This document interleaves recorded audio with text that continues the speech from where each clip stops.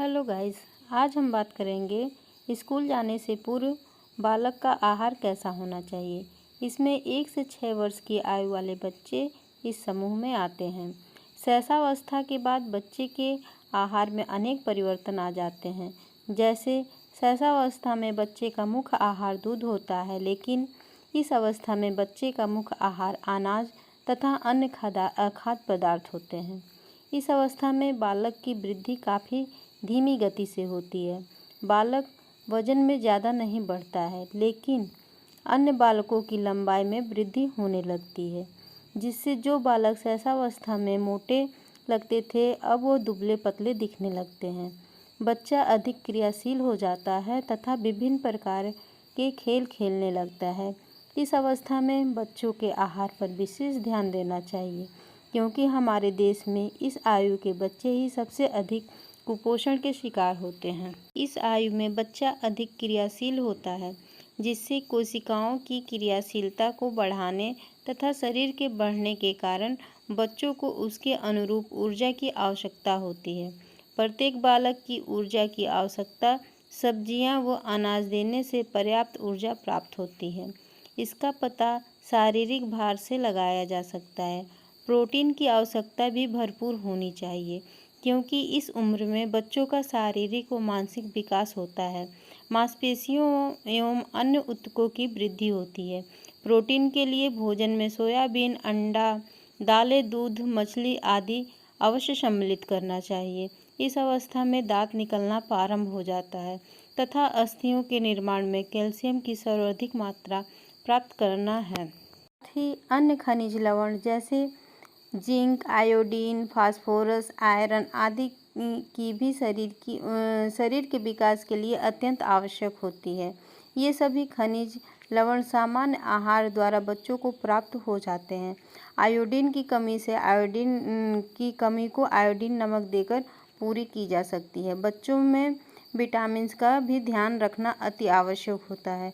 Vitamin A की कमी बच्चों में अधिकांश बनी रहती है। विटामिन ए की आवश्यकता बालक के शारीरिक भार को प्रभावित कर। विटामिन ए बालकों की वृद्धि एवं आँखों को स्वस्थ रखने के लिए अत्यंत महत्वपूर्ण है।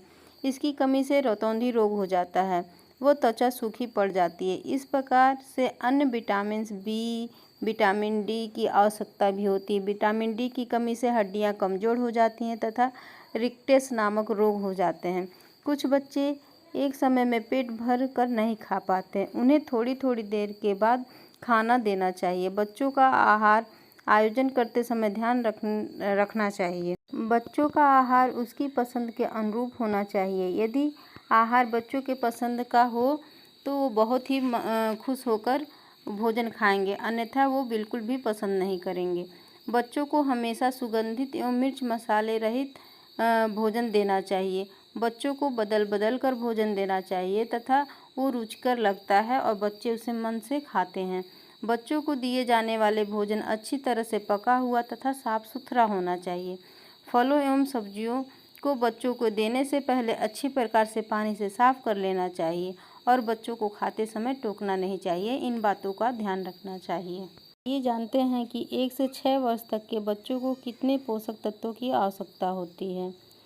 तो ऊर्जा में 1 से 3 वर्ष तक के बच्चों को 1200 कैलोरी प्रतिदिन, यदि वह 12 किलो का है तो प्रतिदिन 1200 कैलोरी देना चाहिए तथा 4 से 6 वर्ष तक के बच्चों को 1690 कैलोरी प्रतिदिन, अगर वो उसका भार 19 किलो का है तो 1690 कैलोरी देना चाहिए। 1 से 3 वर्ष तक के बच्चों को प्रतिदिन 22 ग्राम प्रोटीन देना चाहिए तथा 4 से 6 वर्ष तक के बच्चों को 30 ग्राम प्रोटीन प्रतिदिन देना चाहिए। आइए जानते हैं कि 1 से 6 वर्ष तक के बच्चों को प्रतिदिन कितना भोजन सुबह से लेकर शाम तक हम लोग दे सकते हैं। तो सुबह सबसे पहले 6 बजे आप 1 गिलास दूध दीजिए। 8 बजे सूजी का खीर, हलवा, डबल रोटी या टोस्ट में मक्खन लगा के, इसमें से कोई भी चीज़ आप दे सकते हैं। 10 बजे उबला हुआ अंडा या फलों का रस दें। दोपहर 12 बजे पतली खिचड़ी या उबली हरी सब्जियां, दही, पतली दाल, इसमें से कुछ भी दे सकते हैं। शाम को 4 बजे बिस्किट, पका केला और फलों की चाट या दूध दें।